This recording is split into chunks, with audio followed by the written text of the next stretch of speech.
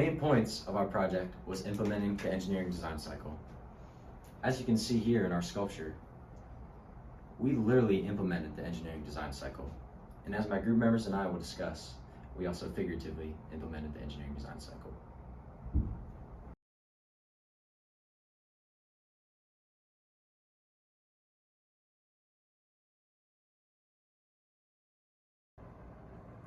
We were tasked with the kinetic sculpture, and the first part of the engineering design cycle is to ask what our problem is.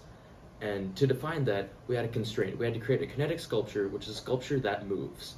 It had to be 0.5 meters, it had to fit in a 0.5 meters box, and have a budget of $60. When doing research, we knew that we wanted to work with magnets, and specifically, Earnshaw's theorem won't let magnets support a system in motion. So we looked into a spinning object called the levitron, but we were inspired by a magnetic gear transmission.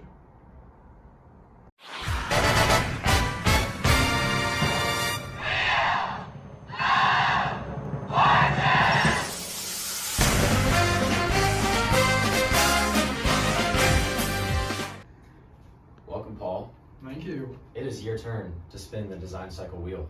All right. Good spin. Earlier, Jacob said that we all imagined and agreed upon trying to use magnets. Here in research, we discovered the principles of magnetic transmissions. They're frictionless and typically composed of two parts. As you see here, the shaded regions represent the north sides of the magnets, while the unshaded represent the south sides of the magnets. As you see here, you can apply gear ratios. We didn't use that principle. We simply used a 1-to-1 gear ratio. Welcome back, Paul. It is once again your turn to spin the design cycle wheel. All right, let's do this. Come on, come on.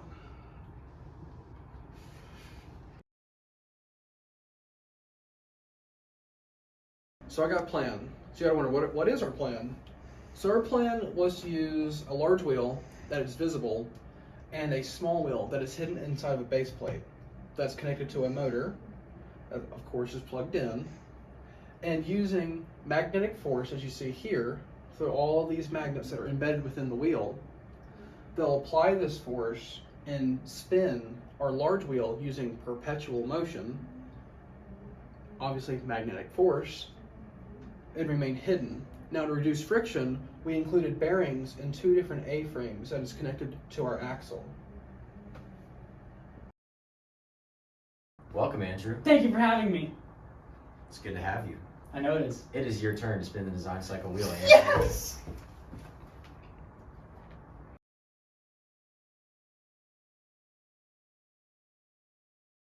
We created a prototype out of cardboard and also using ball bearings, magnets, and a motor that we bought off of Amazon. What we did is we taped the magnets to the back of a large cardboard circle. We then had the motor and we put it up really close next to the cardboard circle with the magnets on the back, and we turned the motor on. This caused the gear ratio, as mentioned previously, to occur. Go. Welcome back, Andrew. It is once again your turn to Really? spin the design cycle wheel. Really? Yes!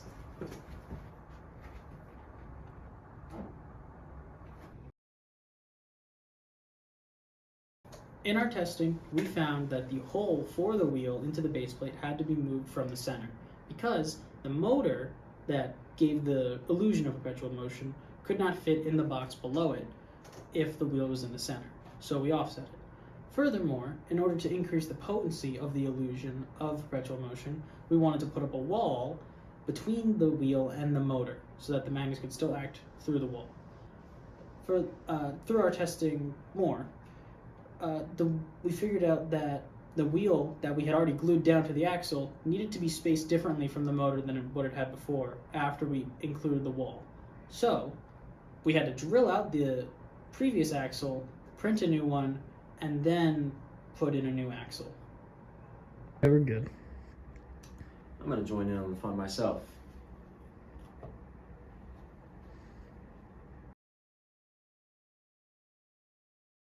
Thankfully, we did not have to make any major adjustments to our project. few smaller things we did is we had to sand some of these 3D printed materials. Our ball bearings did not fit in the A-frame at first until we sanded it, and the axle did not fit in the ball bearings as well. We also had to reprint the axle because it was not the size that we wanted at first. We also had to offset where the A-frame and all of this was to make room for the motor.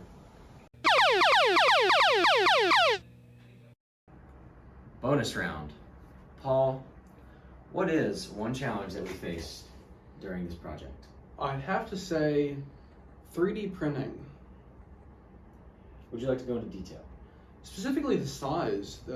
There was no 3D printer available to us on campus that was able to handle the size of our boxes. Great answer. Andrew, what do you think is one challenge that we faced during this project?